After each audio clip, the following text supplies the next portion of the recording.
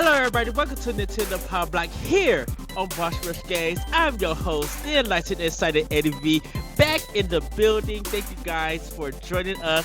Hopefully that you guys enjoyed the last 2 weeks. Man, I did a lot of work in the Koopa Kingdom.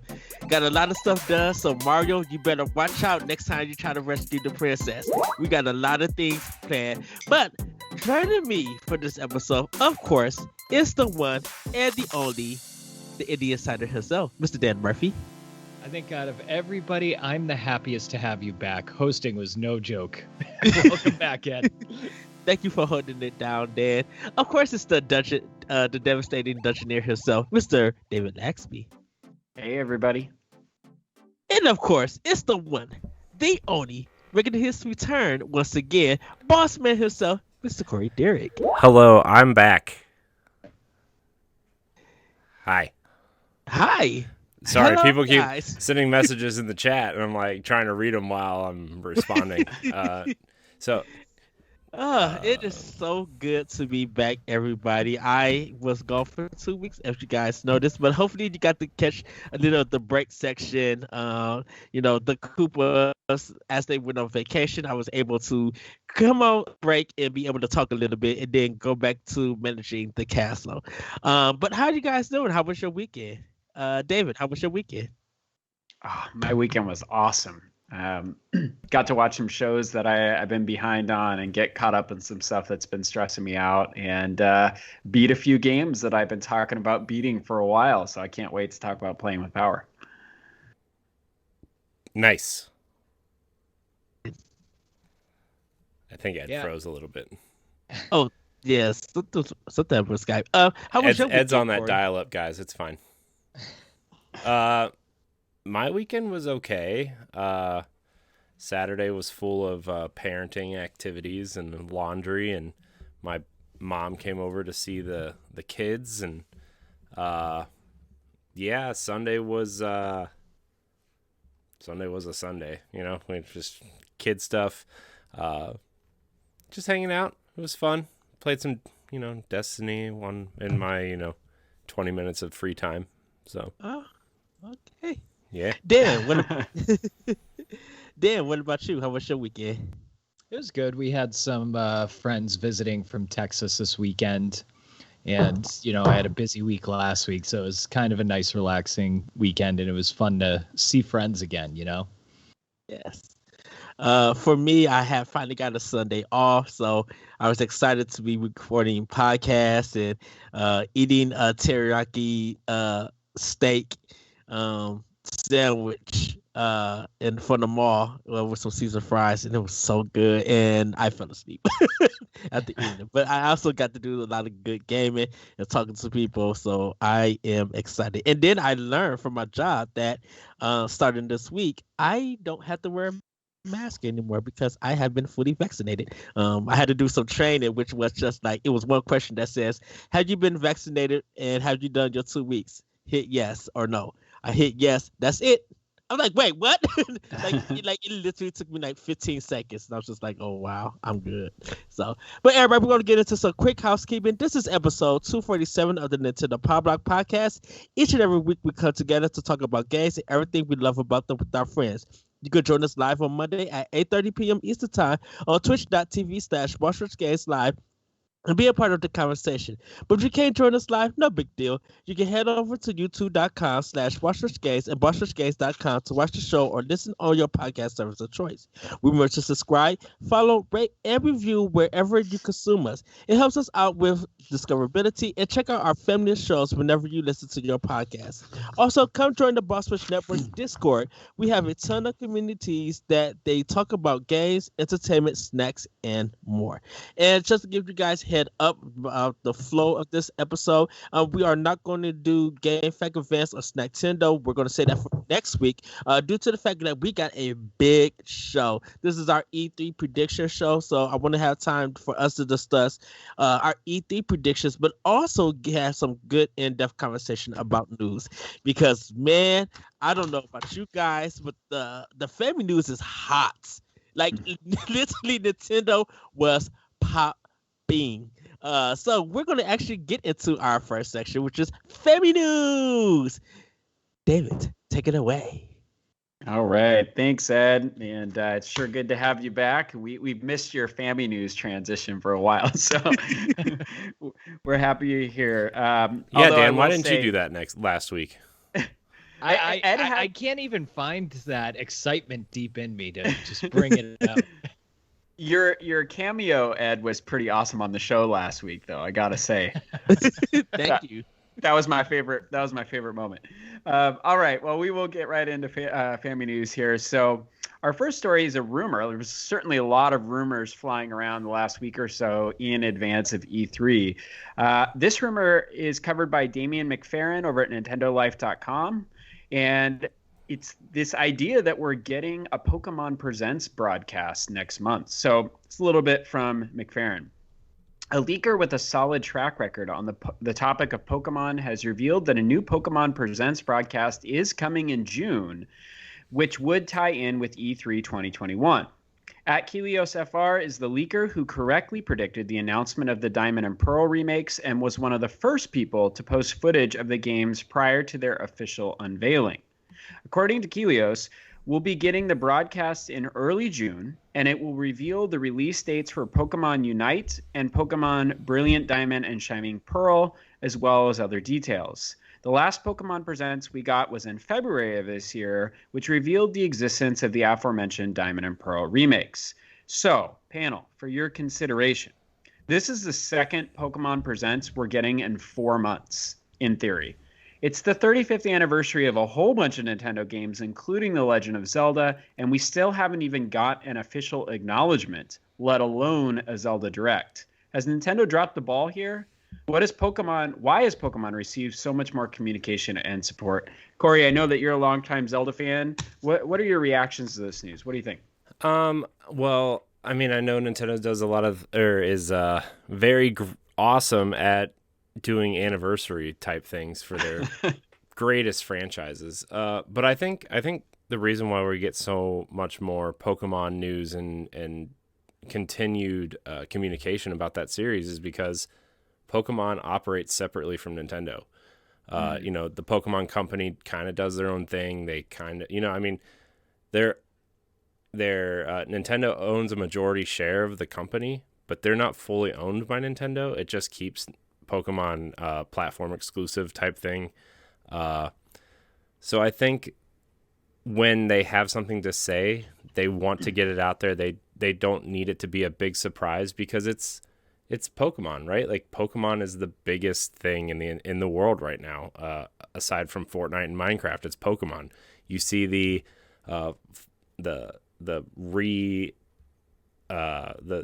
Pokemon cards are so hot right now. Like, it's man, I just saw the footage Zoolander meme.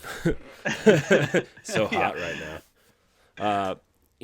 It's just Pokemon is everywhere again, and I mean, not that it ever went away, but you kind of see these dips in popularity, and then it's like a roller coaster of popularity that never really comes down all the way. So I just think the Pokemon Company operates differently from Nintendo. And that's why we're getting so much more communication from them. I'm excited to see what they do. I'm really excited for the Pokemon Legends game that is coming next year. I hope they talk a little bit about that because that's what I'm kind of most excited for. Corey brings up a good point about them operating separately from Nintendo, given the ownership situation. And I certainly did see that footage of people going crazy over the Pokemon cards at a Target. I don't know if you guys saw that clip this week. Was it Walmart? Walmart, yeah. Men with carts shoving people out of the way. I mean, we could have a whole nother conversation. Well, on Target scalpers. is not even selling cards in store anymore. That's right. Crazy. That's right. It's crazy though, because of the way people are treating other people to get these cards to scalp them or, right. I don't know, push over babies. I don't know. Yeah, but it does speak to how big Pokemon is getting right now, and I can't help but wonder how much of a role their promotion of it is playing in that. And Ed, I'm curious, do you think Nintendo's dropping the ball here? I mean, it's the 30th anniversary of Pokemon, I believe, 35th anniversary of a lot of big franchises. We can't even get them to say Metroid's name as a franchise, and of course Zelda. could Nintendo see this kind of success with some of their other IPs the way Pokemon is having right now? And what are they doing?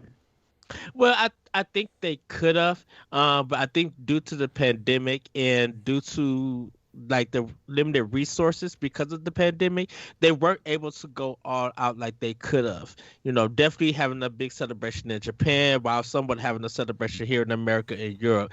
I think they had to change their plans on the fly, and definitely, how would you have a big celebration when people are still stuck in their homes and there's still limited things you could do because of the pandemic, even with the vaccine shot and stuff out. So Nintendo probably had to be like, we got to really change what we had planned so that we could do it, but do it in a way that still features into the guidelines that they have placed on the world and stuff. So I think with Zelda and Metroid, I think they really want to go in and everything, but they kind of wonder just like, how do we go about it? Because definitely for here in America, we will receive anything that they celebrate, anything that they do very well. It's just sometimes that around the world, like in Europe and definitely with Japan, you got to figure out what way would they be able to celebrate it that would get them hype and excited about it.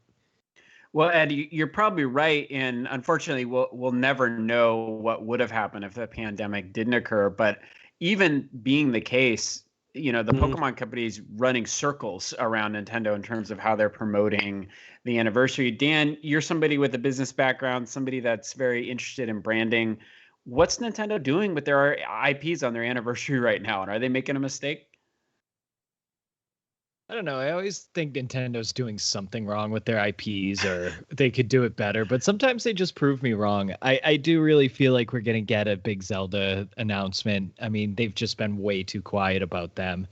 And, Skyward Sword is the only thing we know, right? They haven't even acknowledged it. I don't think we'll get anything Metroid. Throwing in the towel on that. You don't think we're going to get a trailer at least for 4, or like a 2D game that's been rumored for 2 years? I don't know.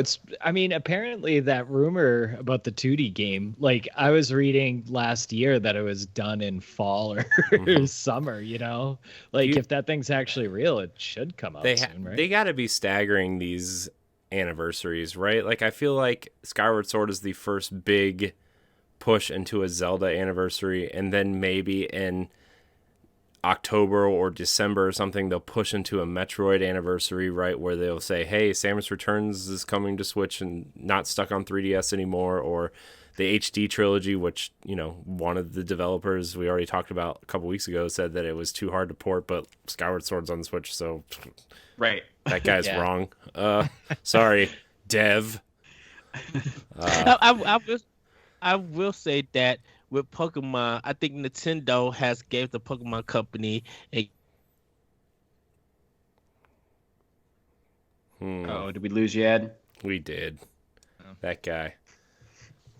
Anyway. Ed, we lost you there for a minute. We lost you at the Pokemon company. Oh, with the Pokemon company, I think Nintendo has given them give them full control on how they want to promote it, on what they want to do it. Because back in the day, Nintendo controlled everything. The Pokemon company couldn't do nothing because Nintendo had that control. And I think as time went on, and definitely with the different CEOs and people who are heading Nintendo, I think they were just like, let's give these teams, or let's give these people or these companies the right, to do whatever they want. If they want to celebrate it, let them celebrate it. And we don't have to do any work. We just be there to make sure that when it's time to roll out, it's rolled out correctly. Yeah. A couple of comments from the chat. Auditor wants to see a big Zelda announcement and feels like Nintendo dropped the ball for the 35th anniversary. Can I say something real quick on that?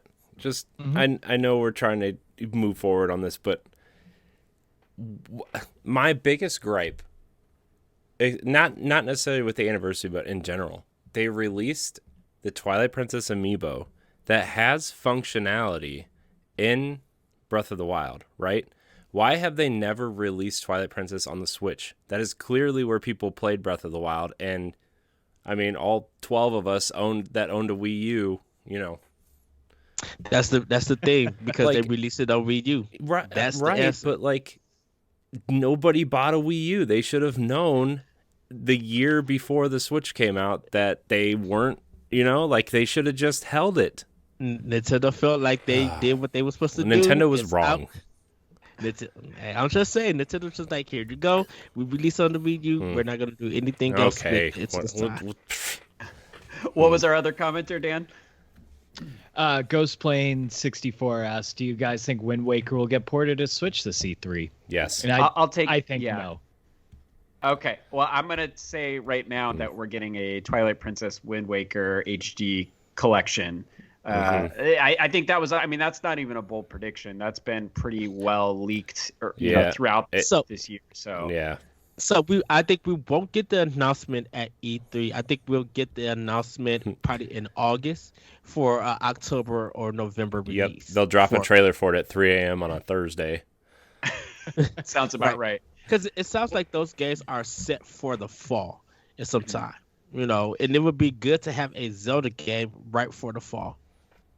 Well, I'll just close this session, this particular story out by saying that I think Nintendo has absolutely dropped the ball on this, and I agree with some of the folks in our chat.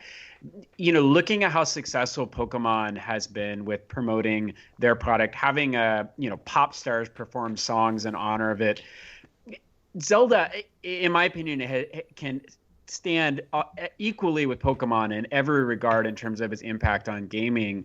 If Nintendo really put the effort into promoting the Zelda franchise and its 35th anniversary, it's like growing money. Like it seems like such a missed opportunity not to promote one of the most influential franchises in video game history. And Nintendo always sees things differently. They just do. That's the way Nintendo does things. But man, it's been really shocking for me so far as somebody who covers Zelda for Zelda Dungeon and is a lifelong fan. I've been pretty disappointed so far. Maybe the second half of the year will prove me wrong. Before you move on, David, I think Nintendo and this team is really focused on Breath of the Wild 2 than anniversaries, and I think that's where I get that, but they have teams like Grezzo who do amazing port work that they don't like. I know it's probably all hands on deck, right? Like the Xenoblade team and Grezzo are probably making assets for Breath of the Wild 2, but like Grezzo's a big team. They've worked on multiple projects at the same time. They haven't even said the word anniversary. Like, how hard is it to have your social media team, like back in February where we had the anniversary on February 21 or whatever of the original game's release? Why was there no tweet? Like everybody tweeted it except for Nintendo. Yeah. Have you seen Nintendo fans? If they acknowledge the anniversary without a game, all hell would break loose. They did. They did acknowledge it. We're getting Skyward Sword, Zelda, and then all of a sudden people would be like, "Well, where are my games?" All right. We're gonna move on to this next story. So HAL Laboratory is working on the next phase of the Kirby series. Story that I'm kind of excited about. This is from Ricky Berg at NintendoLife.com. Quote: in the recently released Kirby Star Allies, the original art book, a message from Kumizaki details both the difficulties in developing Star Allies Dream Friend update and how the staff is ready to head into the next phase of the Kirby series. With its release, we've finally broken the 11-year drought of side-scrolling titles on consoles. We've also added cooperative multiplayer that fans have waited for, another accomplishment that the staff feels great about. And now, finally, we can move on to the next phase. I still try new things at work every day, talking with my colleagues about where to take the series next. Together with them, even if only to please a single fan, we're planning the next stage of our future. The team is a culmination of the best aspects of the Kirby franchise, and we hope you'll look forward to what we have coming next. All right, so what would you like to see next from the Kirby franchise? Is there anything developers can do that would move the franchise beyond lower tier status? Ed, let's start with you. What do you think on this?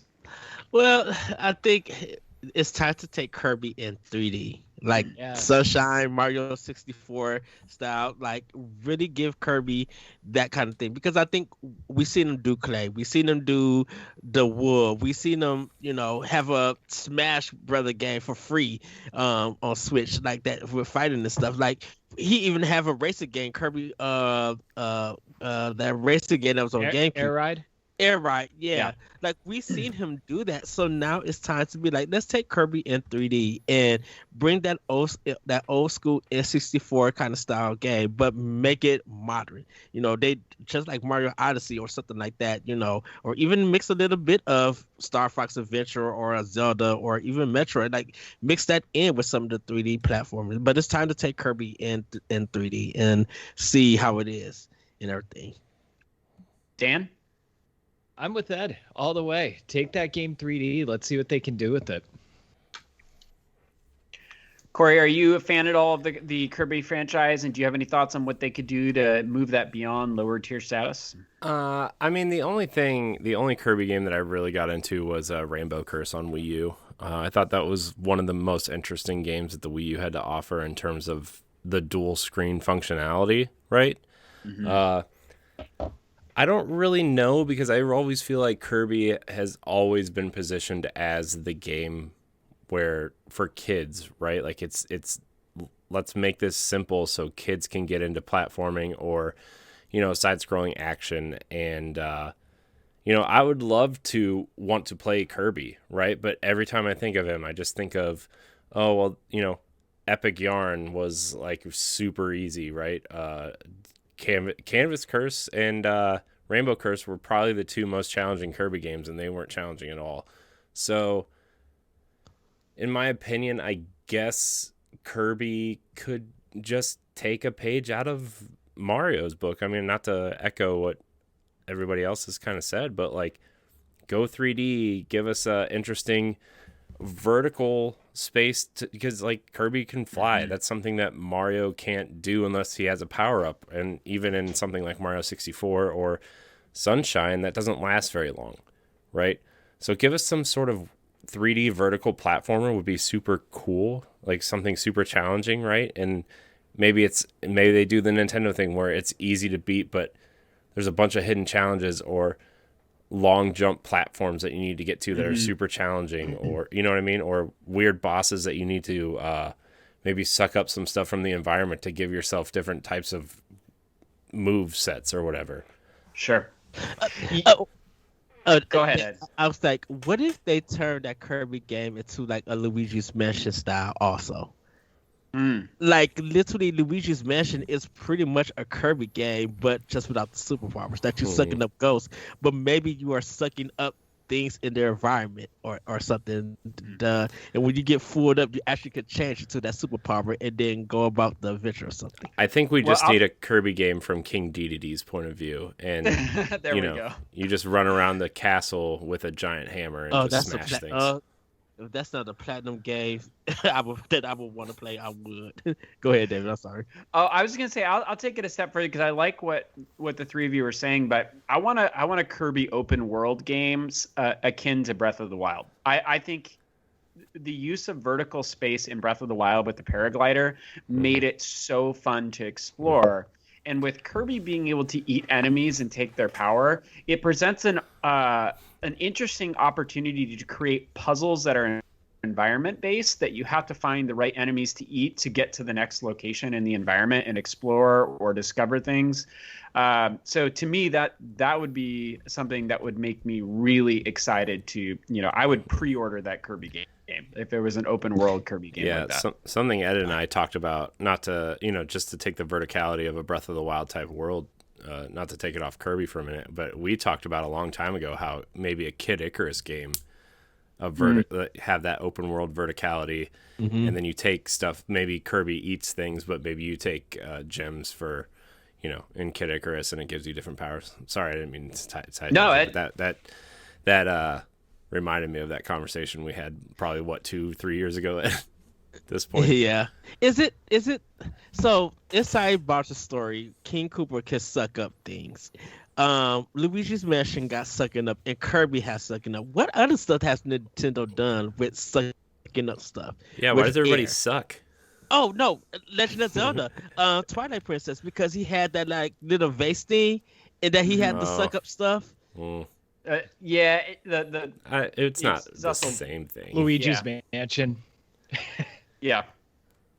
All right, guys, we're going to move on to the next story here, and I'm guessing we're going to have a few things to say about this one. So this is actually from our own Mad Pharmacist 10112, or better known as Stephanie. New Zelda amiibo with Zelda and her Loftwing is announced. You can find this story at bossrushgames.com. Zelda fans rejoice as the release date for The Legend of Zelda Skyward Sword HD for the Nintendo Switch draws near. News has dropped that there will be an adorable new amiibo released the same day. This amiibo is Zelda with her Loftwing, and the video clip released by Nintendo shows its incredibly useful mechanic. You can travel to and from the skies and surface at will, making travel easier and more accessible. In the original game, Link could only travel between Skyloft and the surface when he reached the statues that dotted the landscape. Not only does it make travel more convenient, but you can return to the very spot you left from, even from within dungeons. Of course, the new amiibo immediately sold out and has since been the center of controversy, something well articulated in a recent editorial by Boss Rush Network's own senior writer, Block. All right, panel, reactions to this story. What do you make of the controversy around the amiibo? Is Nintendo engaging in anti-consumer greed? Dan, we'll start with you. What do you think? I don't know. This one I kind of just flip-flopped on. People like collecting amiibos. I really feel like 90% of the people who buy them don't use them for the functionality in games. You know what I mean? It's a collector's item. If you want to spend the $25 and do it, I really don't think that a lot of people that are buying it are doing it just for what it does in game. But I'm not an amiibo collector. I don't use them in games, so I feel like I don't have a leg to stand on in this conversation. Corey, is locking fast travel behind an amiibo greedy? Is Nintendo becoming EA? Oh, no. I mean, that question, no. But to me, it's just like, to me, this feels more like Nintendo ran out of ideas to do with amiibo, and they still want to sell them, but they don't know how to implement them into games. So to me, this is just like, oh, well, fast travel, I guess that works. So let's just toss it in there. My thing with this is it's probably going to have more functionality in Breath of the Wild 2 than it does in Skyward Sword. That's what I'm more interested in with this amiibo. I don't think Nintendo's being anti-consumer, right? It's a pretty beefy amiibo. $25 is a little steep for an amiibo, but also look at this thing. Look at this thing. It's beautiful. Yeah, I don't really use amiibo for what they're used for. The last time I used them was Breath of the Wild, right? I just would line up all my Zelda ones and just I got a cool sword, I got a shield, I got a fruit snack, you know what I mean? And then I used my wolf amiibo because, well, it's awesome. I'm a sucker for having an animal pet to do my bidding. So yeah, I'm more interested to see what this does in Breath of the Wild 2, if there's like a flying mechanic, if loft wings will exist in that world too, right? Like it's just it's cool. That's the part I'm more interested in. I don't think this is anti-consumer, especially with a game space I would say as small as Skyward Swords, just because it's not that it's a small game, but they kind of reuse the same areas over and over. Sure. If this was a Breath of the Wild size game and fast travel was locked behind this, then I would be a little bit more concerned, but That's a great point. Skyward Sword is a relatively small space to explore. Ed, you know, you're somebody that talks a lot about Nintendo's limited run offers. You know, is Nintendo intentionally shorting the supply of the Skyward Sword amiibo? You know, is that a problem here? Because certainly the reaction was huge this week in terms of people. I mean, people are always angry on the internet, but people were really angry this week about the amiibo. What are your thoughts on this? So no, they're not. If people want to really be mad at Activision with Skylanders. If you want limited stuff, Skylanders limited almost everything. And you're talking about paywalls and locking stuff that you needed. Activision and Toys for Bob were terrible at it. Disney Infinity was the same way. Yeah, not as egregious, but yeah, a lot of their stuff they literally limited because and you know to unlock stuff in the game and get things. I think what Nintendo has done is that it's probably manufacturer problems too. Like they probably couldn't get enough. Like once again, due back to the pandemic. to see if any, like, they're probably waiting for places to open up and get more employees so they could do more. If yes, they did sell out, but I feel like Nintendo's going to do another run of this, and they'll probably do another run by time Breath of the Wild 2 come out, or maybe let's say Wind Waker or Twilight Princess come out. Like, I think in some stores probably already got some on the side, so if you come in the store, you can buy one and everything. It does make me think of the Champions amiibos, because this was an issue when they first came out, and Nintendo did eventually give them a second run. But as somebody who collects Zelda amiibos, I got super lucky and happened to come on Twitter right when the pre-order was available at Best Buy. But I would be outraged if I couldn't get one right now. I didn't get one. Yeah, and there's a lot of people I know who didn't happen to get lucky at that right moment. So it does bother me, because I feel like if Nintendo was willing to do it just a little bit differently, take the pre-orders first, and then however many people pre-order them, that's how many you deliver, right? Like, it does feel artificial to put out a limited quantity so early. But Dan, some folks in the chat have some opinions on this, and then we go back to you, Corey. Okay. Just to piggyback off of what you were just saying, Shane was saying that he's mad at the scalpers who pre-ordered and are selling the amiibos on eBay for $75 now.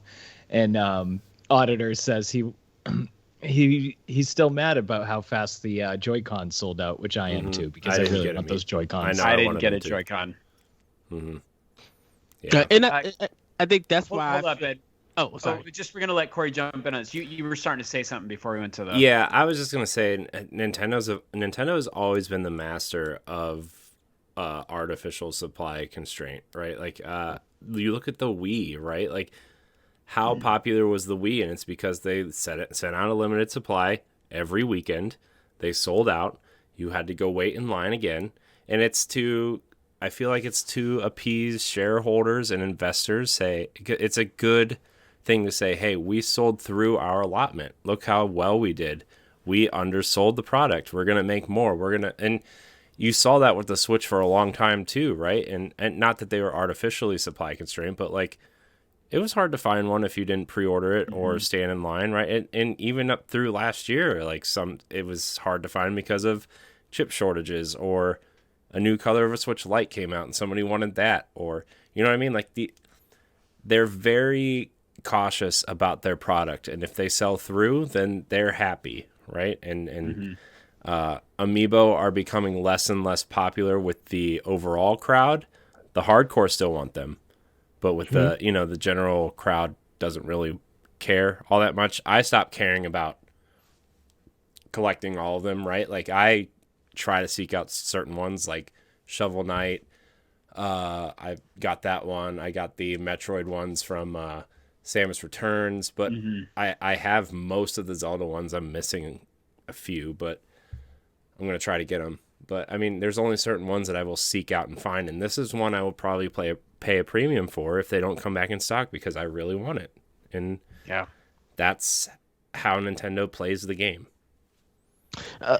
Ed, you'll be our last word on this. Yeah, Super Mario, the Super Mario collection that came out in September is a prime example where people got mad for, it was only going to be for 6 months, and Nintendo flooded stores with that game. And for the last 6 months before they stopped selling it, start sending it, stores still had a lot of copies in them. So I think if Nintendo just overstocks stuff and it doesn't sell, Nintendo is going to be like, we're losing out on money. We got to wait till these games like actually sell out. Like, I still could walk into Target now and still see the Super Mario collection in the case. And they got about 25 copies still there physically. Well, so I think like Nintendo. To that point, Ed, I don't mean to cut you off, but like my Xenoblade Chronicles 2 physical edition, the cartridge has like a small hole in it and it prevents it from working. So I bought it digitally, but I want the physical copy. And that physical copy, especially after the Smash Fighters were announced, skyrocketed to like 100, 110.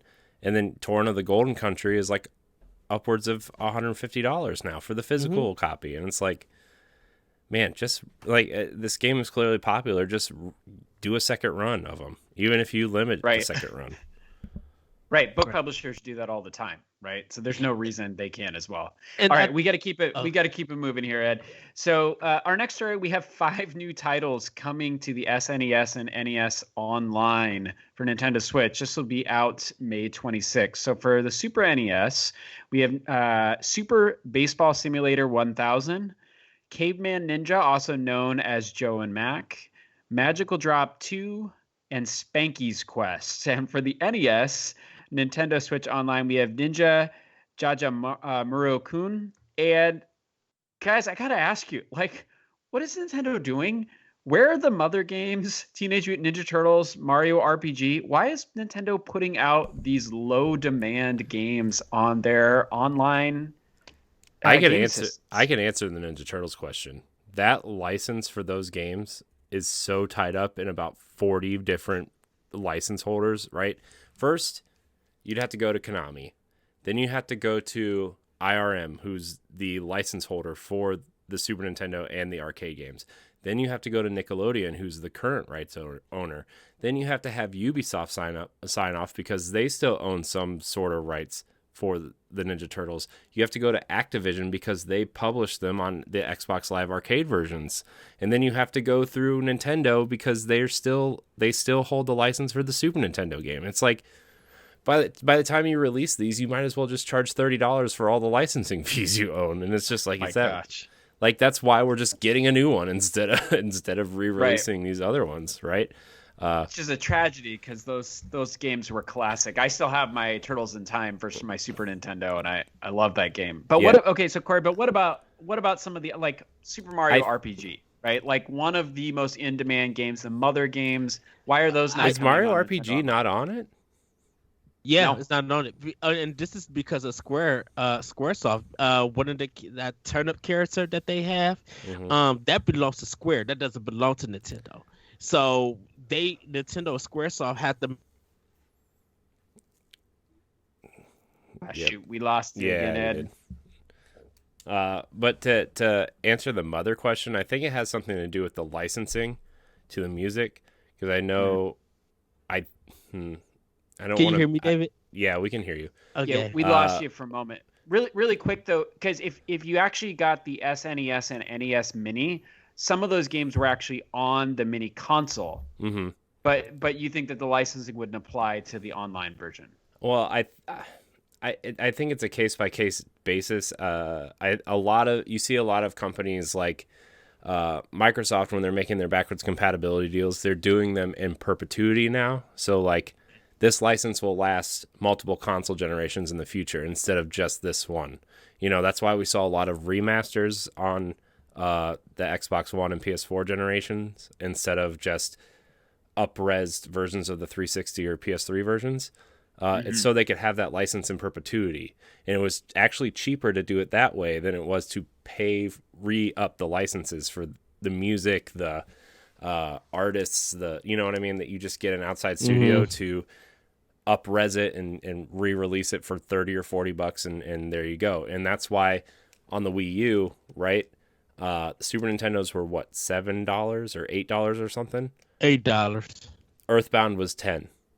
You know why? Because that extra $2 went to the licensing fees of the music. So, Yeah. Ed, you were starting to say something before we lost you there. Oh, I was saying about the licensing with Square Enix, that turnip character that they had, or that marshmallow, I think it's marshmallow or something. Square Enix owns him, and Nintendo doesn't. So Nintendo would have to make a deal with Square Enix for that character to be like licensed, and they would have to make a deal for that game to be out. And Sure. because back in the past, since Square Enix had left Nintendo and was doing stuff with other companies, they just had a rift at that time before Square Enix came back to Nintendo. So it is a possibility that they could release it on Switch Online if they want to, but we would have to see what Square Enix does, and if Nintendo is more open to doing it, that's where we can see it. Okay, but you guys, I hear that for the major titles, but Caveman Ninja, okay, so Magical Drop, it's still 2, it's still like, come on, licensed. guys. It's still IP license holding. It's still I mean, don't get me wrong. Those games are, and they're interesting choices. We'll say.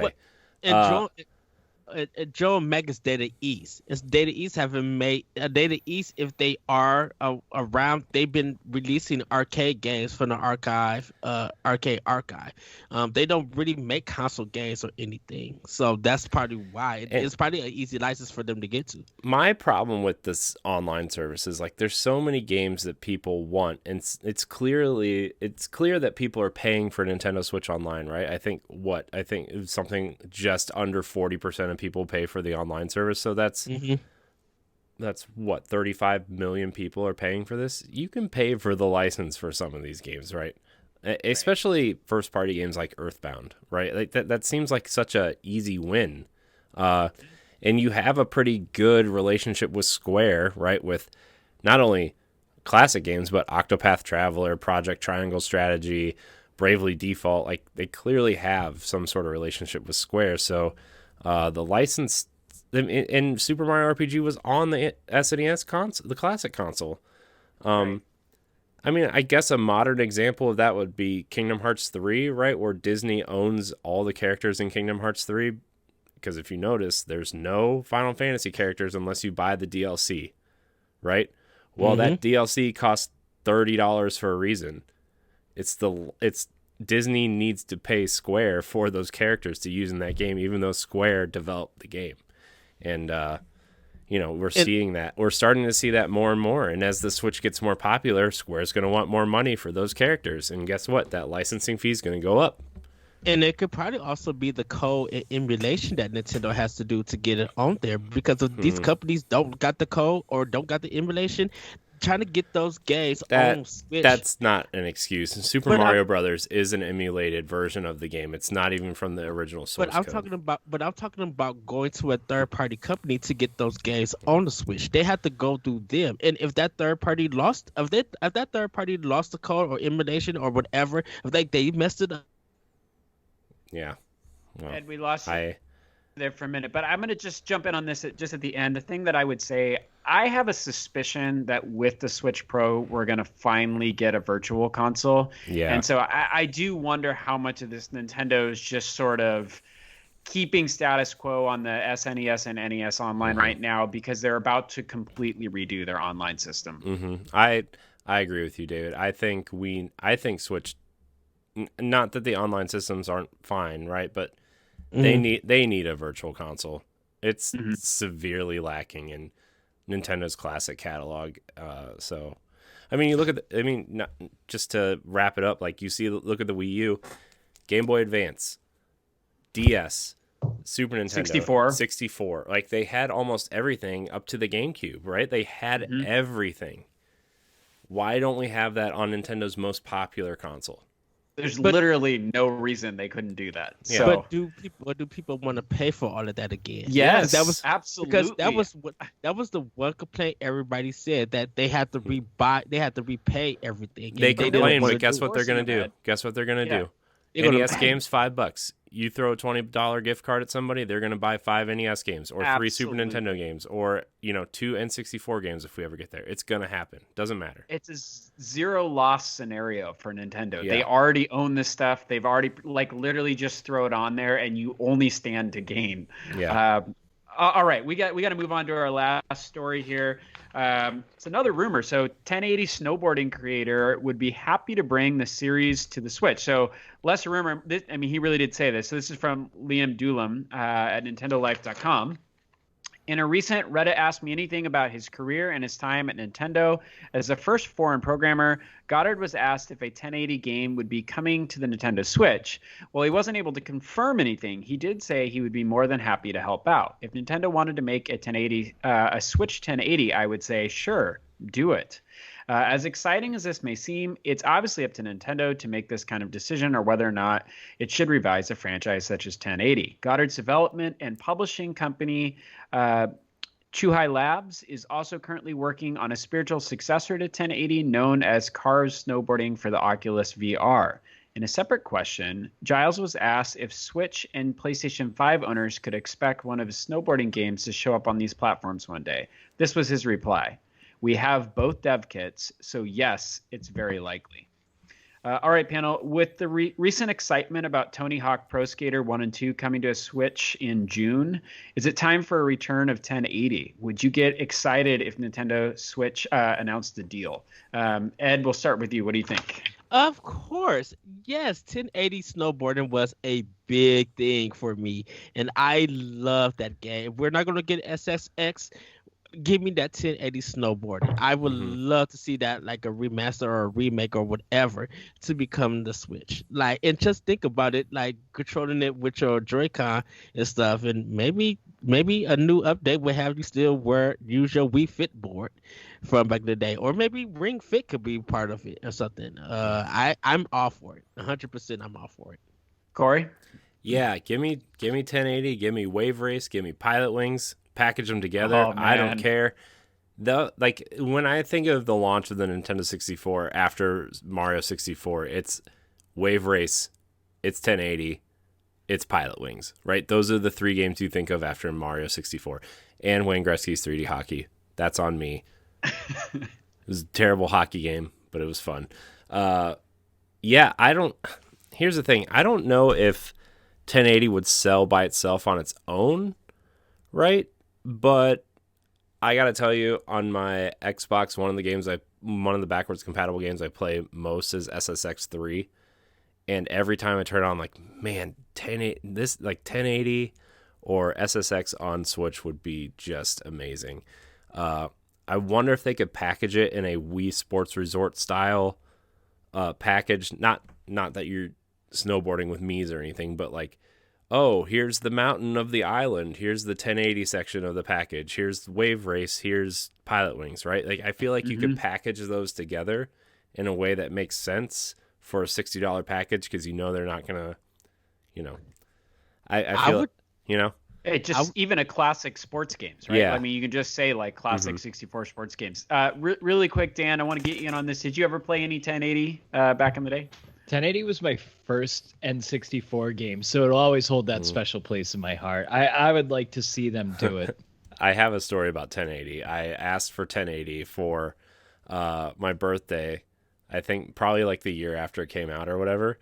And I was like, it's a snowboarding game for Nintendo 64, please. That year, my parents got me Twisted Edge Extreme Snowboarding. Wow. It was not the same. That's like when Bart's mom got him the putty game for Christmas on The Simpsons. Right. No. I could see 1080 snowboarding being something like DLC for Mario Kart 9. Awesome. Wait, what? What? What do you? I mean, that's the only way we got F-Zero, so I mean, you wouldn't put it past Nintendo to do that, I guess. All right, the Skype gods have also disagreed with you, Ed, as they've frozen you here. So his take was too hot. It's like that's it froze his computer. No, I could just see that some of these sports things that Nintendo have done in the past could be in Mario Kart 9 for like DLC or a separate multiplayer kind of mode, and seeing Mario and them snowboarding down a mountain hill in 1080, I think that would be cool. That'd be a nice addition. All right, Dan, as we close out, any final comments from the chat? Doesn't really seem like much excitement for the 1080 snowboarding. Chat, you're killing me here. 1080. Come on. Look, did anybody play the GameCube version of 1080, by the way? Avalanche? I didn't. I did. Good. So good. Blue Storm, Wave Race Blue Storm was also very good. Sorry, I didn't mean to keep this When you said Pilot Wings, though, Corey, that definitely brought me back. Yeah. I used to love playing Pilot Wings. Mm-hmm. So. I remember always trying to hit the target, and I didn't really know how to play the game. And I was like trying to hover over the target, and then I was just high enough to where my character would die by landing on the target. Just, All right, Ed. Well, that is our family news segment. So back to you. All right. Now time for Doc Mode. It's time for Nintendo's E3 predictions. Yes! The crew will give 3 predictions that might happen, along with 3 wacky ones that won't but be crazy to see. We'll also be reading some of your guys from the community thoughts from Twitter and Discord. So we're going to go around and give 3 for our first part. Ed's E3 takes are obviously too hot as well.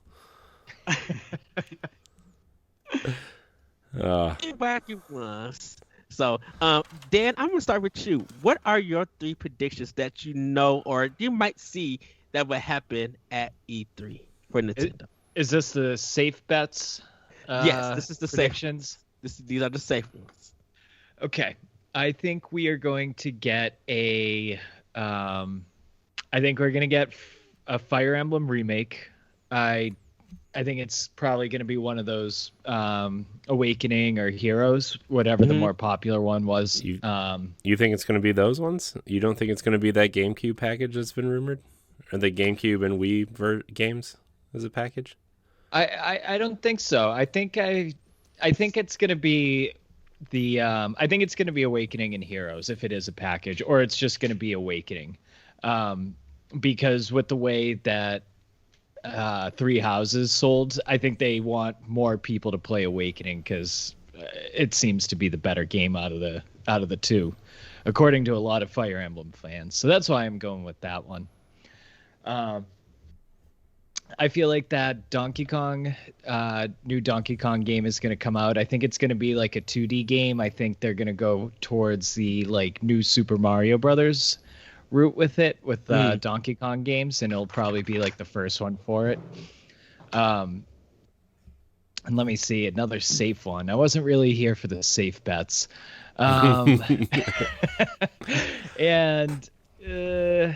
I think there's going to be a Mario Party. I think there will be a new Mario Party just because it was so weird to see them try to do online with the original Mario Party, and this felt like a total beta test for a new Mario Party that's coming out. So I think we'll see an announcement for that. Okay. Corey, what are your 3 predictions? Oh boy. All right, here we go, guys. So my first one, about 2 years ago, there was a rumor that Retro was working on a new Star Fox game in the vein of Diddy Kong Racing called Star Fox Grand Prix. Now, right before the Nintendo Direct, all the games Nintendo showed off supposedly leaked on this E3 brochure type thing. Every single game on that brochure was shown except for Star Fox Grand Prix. Why, you ask? Because it was almost finished and then Retro got pulled on to Metroid Prime 4. Now, I think a small team at Retro has been working on finishing this game, and we are going to see it. And it's going to be a mix between a standard Star Fox fare and Diddy Kong Racing, where you're kind of racing to achieve an objective, but also, Star Fox stuff. So I think we're going to see Star Fox Grand Prix this year. Now, this next one, I could see happening. You guys might think it's a wacky one, but I actually think we might see it because Platinum is going to tease Astral Chain 2. The reason I say this is because when the first one came out, they said they were planning Astral Chain as a trilogy. It's been, by the time E3 rolls around, it'll be 2 years. Maybe they can pump this out in 3 years if they use the same engine. I think it's possible. And then my third and final guess is that Monolith, the developer of Xenoblade, will show off a game. I think it's going to be their new IP. We know one team is working on assets for Breath of the Wild. We know that one team is probably working on Xenoblade. A third team, and they kind of showed concept art for their new IP. A couple years ago, Ed? We had a whole episode on this a couple years ago, and I think they're going to show it off this year. It's going to be an action RPG, open world, cool characters. So those are my 3 E3 predictions for 2021. Will I be right? Probably not. It's fine. All right, David, what are your 3 predictions? Those are good. Those are good predictions, Corey. That Star Fox Grand Prix is really interesting. I didn't know about that, but I could totally see that happening. So I'm curious about that. So Ed, these are my 3 safe predictions. Yeah, right. All right. Well, one of them is so safe it almost doesn't sound like a prediction, but we are going to get a full disclosure of the Age of Calamity DLC, and it will go live the day that they show it at E3. I think that's pretty much a given. It's supposed to, the first round is supposed to release in June. They haven't officially said that will be at E3, but it's hard to imagine that it wouldn't be. My second safe prediction, I think we're going to get an or some sort of new trailer for Breath of the Wild 2. So I think it's definitely time, and I feel almost 100% certain that we'll see that. And then the other one that's like a little bit more out there, but I still feel pretty confident about. I think we're getting a Switch Pro reveal. So I'm actually in the camp where there's been so many rumors, there's been so much smoke that there has to be fire, and I can't imagine that not being revealed at E3. So I'm actually putting that in a safe prediction. That could be wrong, but Okay. I love that that's in the safe predictions. I feel pretty confident about it. Okay. So for me, I think we're definitely going to see Bayonetta 3 and Metroid Prime 4. I think we'll actually see some gameplay, get some more story info for it. My second one, I actually, and this is going to sound a little bit crazy, but I think we'll definitely get Shin Megami Tensei 5. I think we'll get more details, like an actual release date, some gameplay, is probably something in depth. Last but not least, I think there is another game from Konami that is going to be coming out. I think we'll probably get Bomberman R2 from Konami to be shown in the direct. I know it was a really big seller for the Switch when it came out in 2017. So I think they're ready and planning to do a sequel to it. So I believe that is going to be out. So those are my safe ones, because my wacky ones is going to be probably cause a stir. So we're going to get into the good googly moogly gas of wackiness. Our 3 predictions for that. Dan, what is your literally most wacky one that you might be like, wait, what? Well, we went from 0 to 60 on that one, huh? Okay. So I think we are going to get a Switch Pro as well, and I think we're also going to get a another version of Switch as well. And I think it's going to be geared towards more handheld and more durable, more so than the Switch Lite. I think I've seen little rumors floating around that there's going to be different variations of the Switch, and I think we're going to see 2 variations of the Switch at E3 this year. I thought Bayonetta 3 is going to be a wacky one, so but I guess it's in your safe bucket, so we can't go there. I think we're going to see a total overhaul of the Switch Online. I think this will. I don't know if it'll be presented at E3, but I think with all the new things that are coming with the Switch Pro and updated graphics and cloud gaming, that we're going to see an overhaul. We'll probably see what you guys were talking about earlier, maybe paying for individual games on NES, GameCube, and 64. I think they're going to make things readily available. And then I think we're going to see a new Mario game. And it's been a while, but I think an Odyssey 2 or a new Mario game is going to come out, and we'll see that at E3 as well. I feel like those weren't, when Ed said wacky, I feel like that wasn't what I was thinking. Those sound pretty plausible.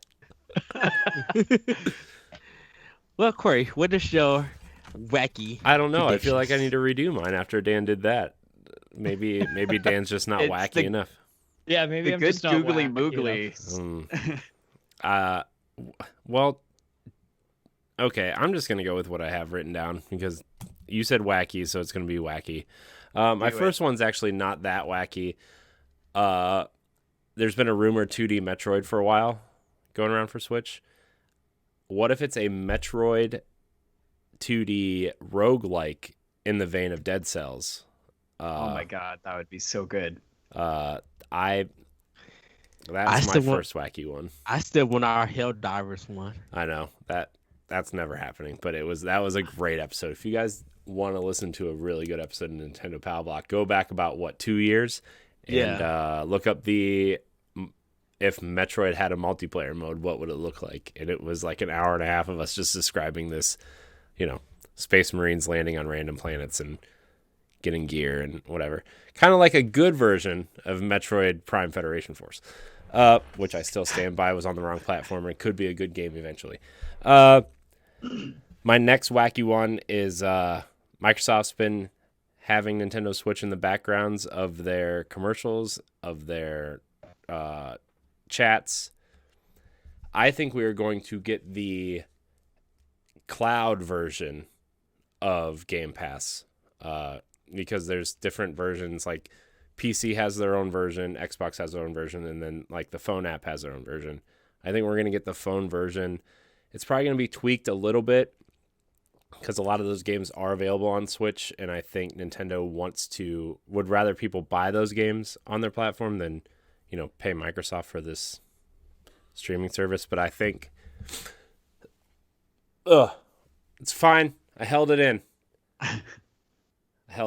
I think we're going to get a curated version of the cloud version of Game Pass on Switch. Whether it's Microsoft first party games that can't run on Switch, like Destiny or Doom or something. So that would be awesome. I would love that idea. Yeah. I'm really banking on that one because I got to tell you, the browser version on my phone, not great. Doesn't really recognize my controllers. It's just it's a whole thing. But my really wacky one is a Princess Peach platformer. But the kicker is that she's running away from Mario, and that's why she's always in another castle, is because she's hiding from him. Good googly boogly. I don't even have an opinion on that one. And then she dresses up, like how she gets different powers is she dresses up like the different characters in the Mushroom Kingdom. Like she'll find Waluigi's overalls and she'll I don't know, run really fast or something, or you know what I mean? Like that's the wacky one. There you go. Okay. David, what is your good googly moogly wacky one? A prediction. Well, they're somewhere in the middle, so I'll start with the least shocking ones. I think we're going to get a Mario Kart 9, and I put that on extreme just because Mario Kart is still the best-selling game out there, and it doesn't make sense for Nintendo to give us another one now, but I think we are going to see one nevertheless anyway, because I just think it's time. We're halfway through the Switch's life cycle. So that's one. One that maybe is less likely, but I think would be a smart move for Nintendo is an expansion pass for Animal Crossing New Horizon with a new island, because that game seems to be hitting the wall just a little bit in terms of people that have already been playing it. New users are still buying it, so the sales are high, but I could see them doing something to keep people involved, because I know a lot of people's interest is waning. And my totally out there ridiculous prediction, we're going to get a Nintendo VR. A lot of other companies seem to be investing in that right now. Nintendo had this weird thing about an infrared laser for the Joy-Con this week. And it feels like they're starting to think outside the box with what else the Switch can do. And maybe it's time. Do you think the VR will be limited to the Switch Pro just based on resolution and frame rates alone? I mean, yeah, I think it would pair well with that announcement. Let's just hope it's not related to the Labo at all, because that Labo VR was a train wreck. Labo 2.0, thicker cardboard. Yeah. Now comes with tape. Wow. Okay, so cool. My wacky predictions. I think Nintendo's going to get Vanquish 2. And this time it's going to be co-op. So not only do you play with the main character, and it's only exclusive to Nintendo, not only can you play with the main character, but Samus joins in on the fun for an extra mission. And so you guys are blasting, switching weapons, and it kind of feels like a Resident Evil 5 style kind of game in the sense. But still, it has more levels. It's more polished and everything, and you could of course do Nintendo Online, so you can do it locally or online. My second one is King Wart Invades Mushroom Kingdom. So now Doki Doki Panic, all the characters from that game actually team up with Mario, and now it's a 4-player Doki Doki Panic crossover with Super Mario Brothers, like a 2D new Super Mario World kind of game. Awesome. That actually, I would 100% play that. you know, Ed. Now that you're saying that, that sounds like something that would happen in a Mario Rabbids sequel, where they go to like where Wart invades, and now you have all these extra characters to team up with, and maybe they extend your party by 4. Sorry, I really want a Mario Rabbids sequel. I want one so bad. I love that game. It's so good. It's one of my top 5 Switch games. Oh yeah, easily. I did state that Phantasy Star 5 will come to Switch on a different podcast, so I want to use that. But Nintendo actually buys Treasure Games, and so now they are the owners of Treasure, and we get a new Wario game. You and Treasure, man. And this time, Wario and Waluigi is in a 2D platformer. Not only stealing coins, but they somehow evade other games and steal their stuff. So they steal Samus's powers. They steal Kid Icarus powers. They go to Punch Out and steal Little Mac's boxing gloves stuff. So they could do something wacky, but Treasure actually is owned by Nintendo. Wow. But David, you said you got another one, a wacky one? Well, yeah, it's a little bit wacky, but with the success of Mario Golf, and I know this will resonate with you, Ed, I want to go out on a limb and say we get an announcement for Super Mario Baseball for the Switch, because I think it's time, and there's, other than Zelda, there's probably not a single game I'd be more excited about to see an announcement at E3 than Mario Baseball. You know, I think you said that before the show in like one of the chats somewhere, or maybe earlier this week or late last week or something. And I was thinking like, well, Strikers makes more sense. But when you think about what countries baseball is popular in, it's Switch's 2 biggest markets, which is Japan and the United States. So, I mean, that would be... I like your thinking, Corey. You're giving me hope. I mean, as big as soccer is, right? Like, I think Strikers, in terms of how Nintendo projects Japan so much through their development, like, if they're going to make another sports game, I think Sluggers makes sense. I think it'd be too soon to release Sluggers like right after Mario Golf. So I think they'll do. Look, after tennis, it was not soon enough that they released another sports game. Well, yeah. So I was gonna say, I think next year we're gonna get Strikers in lieu of the World Cup, because the World Cup is next year, 2022. So I think we'd get Strikers there, and that's a great call. Our next sports game. Ooh. That's a great call. Can you guys actually see? Because I know Sony was interested in publishing something for Switch. Do we see Sony actually bring something for Nintendo Switch for Nintendo Direct? So that now, for the Switch now, give me Ratchet & Clank 2016 on Switch. But what if they brought like Concrete Genie to Switch? I mean, I don't think Sony's bringing anything to Switch. I'm just gonna throw that out there. But if they did, Ratchet & Clank or Concrete Genie are 2 great choices. Sony's not even bringing anything to the PS5. So. That's fair. You know what? Just gonna put that out there. I say that because like I don't see any reason to own a PlayStation 5, right? Mm-hmm. But I also have 2 next-gen Xboxes, and there's nothing to play there either. So I don't. What if they bring Sly Cooper to Switch? They won't. The trilogy. They won't. But what if they did? But they won't. If they did, I'm ending this. I just say, what if they did? It would be cool, but if Sony was making another handheld to compete in the space, like that would be where that would make sense. That's all so anyways. Okay. Ed, really nothing about Mario Baseball from you, Ed? Man, I said more about Mario Baseball than you did, Ed. I don't even like baseball. Because I already had that discussion with Mario Super Sluggers, and I already know that it's going to be coming to Switch. When it comes to Switch, I literally think I agree kind of with Dan. I think next year for baseball season they announce it because it's such a popular game. Like even when Wii U was still out, it was selling out at Toys R Us and other places for $50. Mm-hmm. Yeah. So it wouldn't be surprising if they brought a part 2 out. And just like what you said, Corey, we're bringing out Mario Golf and stuff. I think they're going to take time to be like, let's get another sports game out and stuff. Yeah, I know we're kind of running short on time, but I would like to add one question to this doc mode. What is the one game? It doesn't matter if it's real, if it's fake, if it's something you just really, really, really want Nintendo to announce at E3.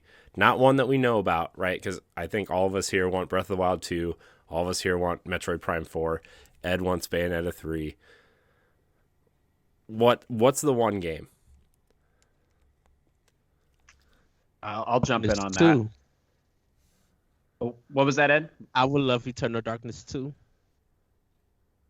I mean, they do own the IP. Tecmo could do it. Tecmo could do it because they got the Fatal Frame series. So. Did you see the rumor of Fatal Frame might be coming back at some point? Mm-hmm. Yeah. Anyways, I'll say an announcement that we're getting a brand new Diddy Kong Racing. Yeah, that'd be awesome. Maybe that's what Microsoft's teasing. They're going to give them Banjo and Conquer. Oh my god! Putting Diddy Kong Racing. Oh man, I would love to see a new Mario game. I'm such a big Mario fan, and I'm finally getting sick of Odyssey, so I'd like to see something new there. I mean, we talked about it already, but for me, it's just another Mario plus Rabbids. I think I would love a sequel to that with, add a couple more mechanics, maybe add new characters. Why not add Rayman in there, or that universe, or add other enemies or new worlds or something? Because as great as that game was, I feel like they could have made it longer and had more worlds. Like the Donkey Kong DLC was awesome. That was so cool. Can I add just one more? I would love Sega to bring Alter Beast 2. Okay, we're done now. We're done now. That's we're gonna get quickly to the community stuff because on Twitter, Spamo Man says there will be a Smash character reveal for a character literally nobody was talking about, but a large fan base will be super hyped for. And on our Discord channel, I asked our good friend Celeste. She said she predict more footage of Breath of the Wild 2. Our good friend Stephanie K said a Donkey Kong announcement or Mario Kart 9. Let's see. Austin said he bet around a steak dinner for us seeing both Breath of the Wild 2 and Metroid. So that's one prediction that he has. Wow. I put Burger King games coming to Switch. And Dan didn't know what that was. He was just like, wait, Burger King games? You've never played the Burger King games? Sneak King. Sneak King is like amazing. It's like a legit good stealth game.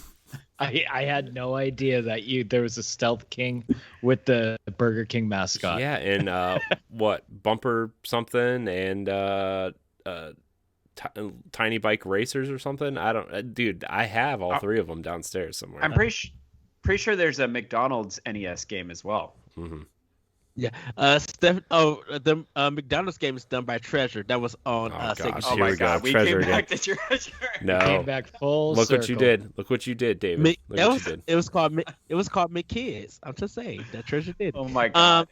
Stephanie said Ocarina of Time in Majora's Mask Collection or Wind Waker and Twilight Princess for collection. Play Austin said Switch Pro. Dan, you did mention another Zelda collection, but it'd probably be the handheld ones. Stephanie said Minish Cap and the Oracle games. They would love. So yeah, that was just like some of it. That was prediction. So thank you to the community for jumping in our Discord And he's gone. Yep. So what? How many? So the thing about Smash Fighters came up, right? So how many are left? 2? There's 2 left in the second fighter pass. And one will probably get revealed at E3, right? Like that's I think they're going to do 2 because they said that they're going to get them all out by the end of the year. So last E3, they did 2 of them. They did Hero and Joker. Yeah. Oh, no, it was Hero and Banjo. Yeah. Hero and Banjo. Mm-hmm. Yeah. You don't think they would save one for the Game Awards? They probably. Well, I guess that's December, right? I feel. Yeah, right. they want it too late to by do the it. end of the year. Yeah, that's true. Okay, never mind. You're right. I think probably Shin Megami Tensei. They may have someone like for 5. They may bring Effie Sharp for it. Tokyo Mirage Session. They could do it. I think Sega the Atlas probably got something as a fighter in for it, but who knows? But any predictions for you guys for Smash that you would like to see? I actually think that one of these last 2 is going to be from a Nintendo IP, and I want to say that there's at least a chance that we get something for Zelda 35 and include one more Zelda character, because they are, for being such a big franchise, they're very underrepresented in Smash Brothers, and it wouldn't surprise me if we get something like an Impa character or something like that. I was going to say Impa from Hyrule Warriors, that version of Impa, because my original thought was we're going to get Breath of the Wild 2 Zelda in there, because I feel like it's so obvious she's going to be a playable character. But since that's not going to be out by the time these characters are out, I feel like Impa is a great choice because they can pair that with the Hyrule Warriors DLC reveal, and then they can move into, like, they can tease the Smash character. Like, it'd be like such an easy transition. So. Yeah. Dan, any predictions for a Smash character? I don't think there will be Zelda. You fail. You're fired. I don't think there'll be anything else for Zelda. I think like they're gonna definitely do, like games that are coming out towards the end of the year. I definitely think there will be like one underwhelming character and like one character that everybody loves. I can't figure out who I think the character that everybody loves will be. I definitely think the underwhelming character will probably be Captain Toad and Toadette, because I think there's going to be 2 of. I think there's going to be a sequel coming out, and they want to. I've seen like a lot of things online, like using them as ice climbers that kind of follow each other and fight that way. With You're making me so sad right now. No. So I think that'll be. You're going to be so happy, right, Dan? I'll be happy. I love every character that comes out. Fighter Pass 2 has been a blast.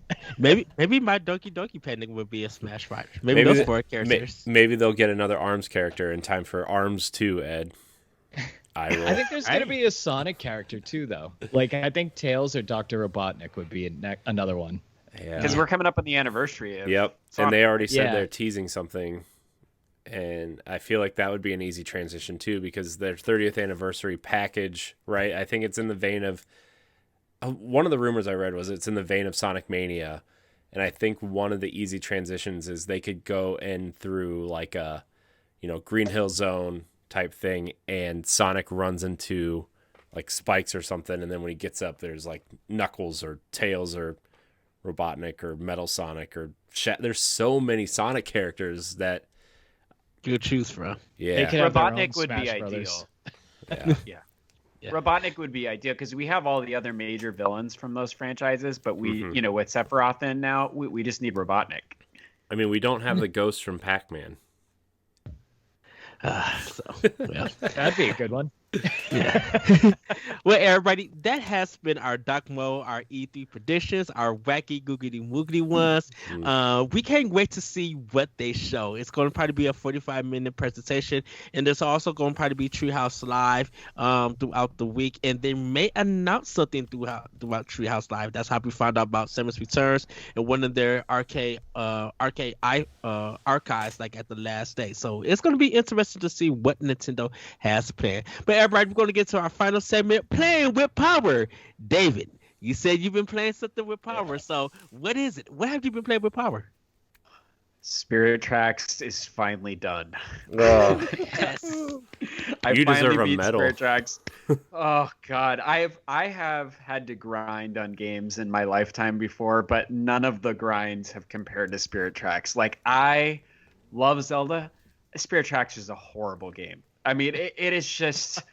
I always 100% Zelda games, but I had to give up on this one. I couldn't do it, so I just finished it. I beat it. It's done. The little video that when you beat the game was cute, and I like that, but the gameplay was just miserable.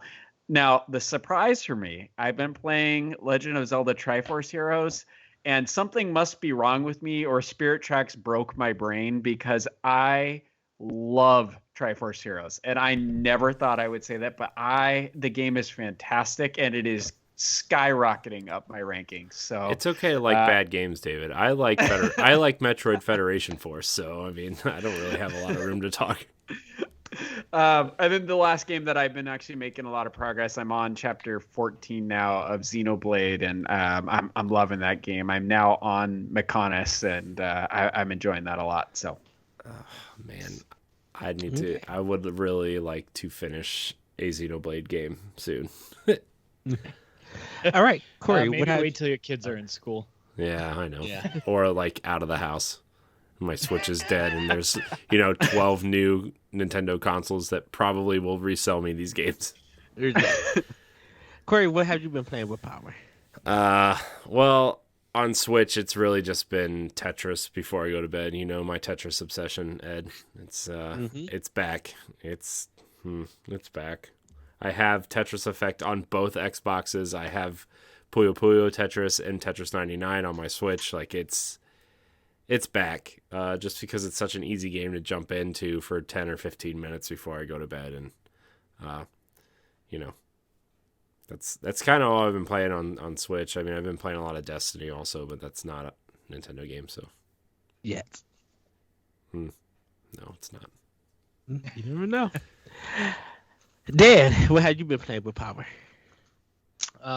So I haven't really had time to play games like the last 3 weeks. Things have been crazy, so it's mostly been Picross. But today I had a few hours to play Switch, and I just zoned out and played Mario 3D World. I hadn't finished it when I first bought it, and I'm getting to these later worlds, like the Mushroom World and the Fireflower World.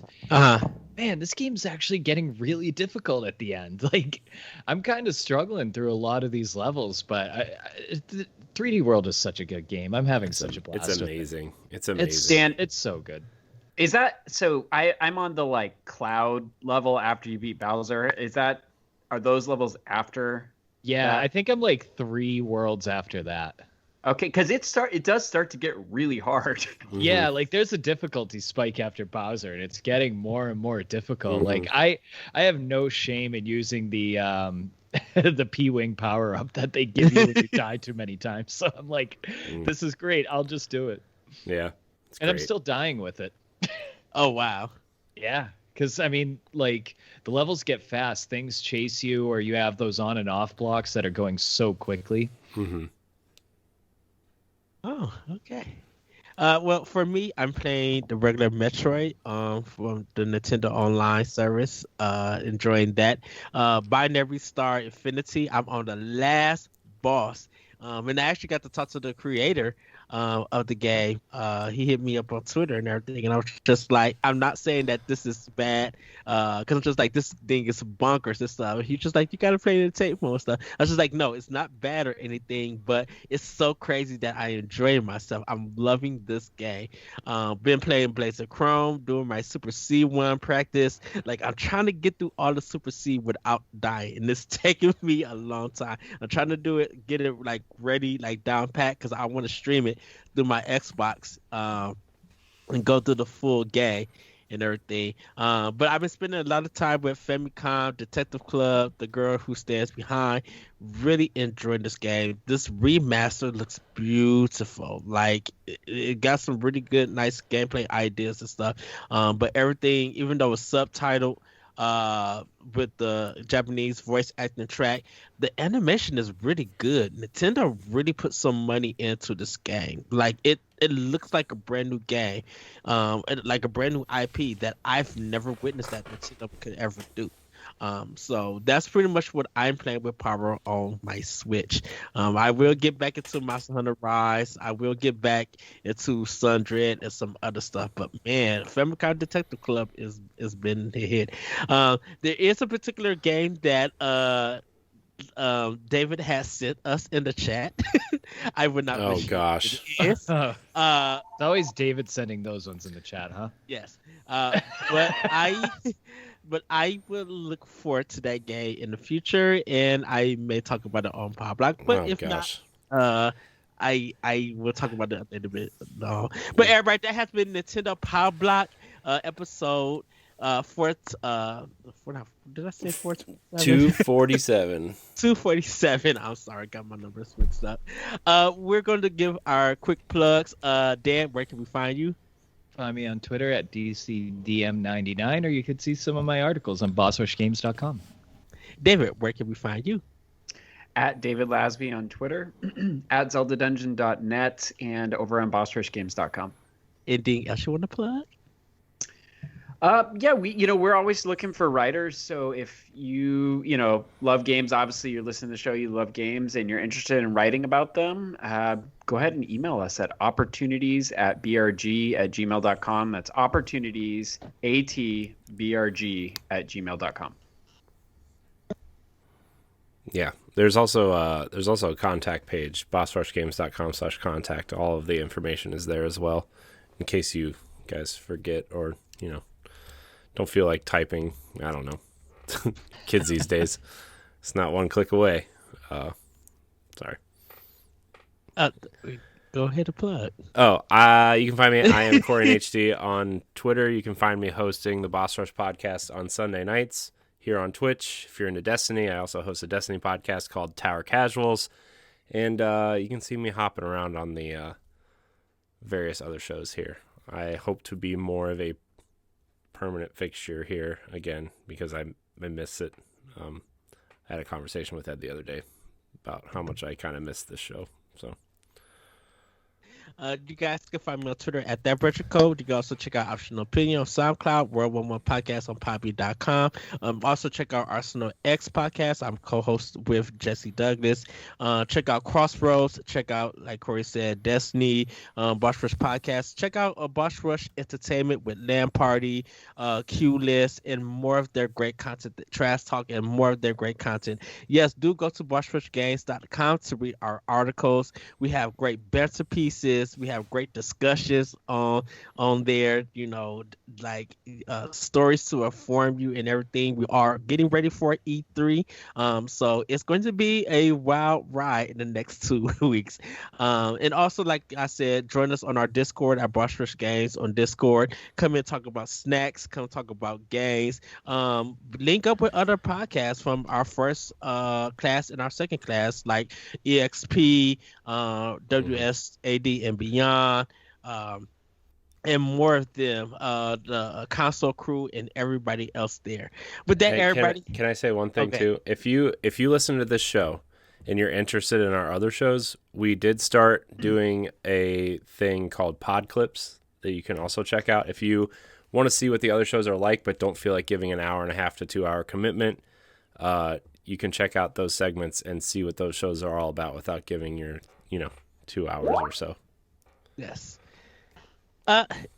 Yes. Check us out on Spotify, on Apple Podcasts. Give us a rating. Hopefully, you guys give us 5 stars on iTunes.